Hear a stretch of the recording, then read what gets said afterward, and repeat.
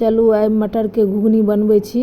ओहिके लेल मटरके रातिमे हम भिजै ला दऽ देलहुँ आ एखन सुबहमे बनबै छी। तऽ मटरके बढ़िआँसँ धो लेलहुँ हेँ आ कूकरमे डालि देलहुँ हेँ। आब पानि डालि दै छियै आ कनिके नमक डालि दै छियै, ओकरा मिला दै छियै। बस ढक्कन लगा कऽ गैसपर बैसा दै छियै। आब एकर 3 सीटी अबैके इन्तजार कऽ रहल छी। आब 3 सीटी लागि गेल। आब एकरा हम उतारि कऽ ठण्डा कऽ लै छी आओर ठण्डा भऽ गेल।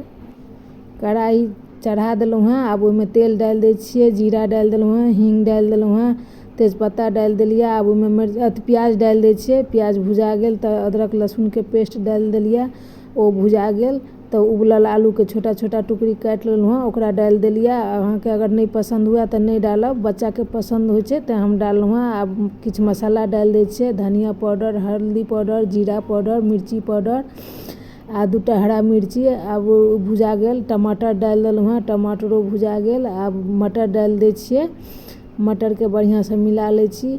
आब स्वाद अनुसार नमक डालि दै छी। एकरा बढ़िआँसँ ढक्कन दऽ कऽ 4 मिनट बढ़िआँसँ पका लै छी।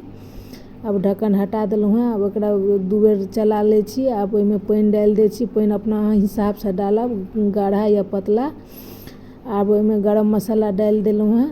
गरम मसाला डालि कऽ फेरसँ 3 सँ 4 मिनट झाँपि कऽ पका लेलहुँ हेँ।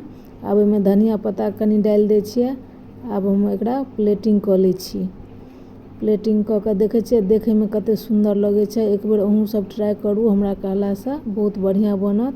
आब ओहिमे हम कनि कच्चा प्याज डालि देलहुँ हेँ, बेसनके भुजिया डालि देलहुँ हेँ आओर मीठी चटनी डालि देलियै। अहाँ सबके यदि नहि पसन्द हुए तऽ नहि डालू।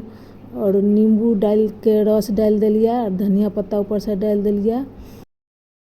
एकरा अहाँ पराठा पूरीके साथमे खा सकै छी, चाट जकाँ सेहो खा सकै छी। आ वीडियो नीक लागै तऽ लाइक सब्सक्राइब जरूरसँ करब, शेयर करब। धन्यवाद।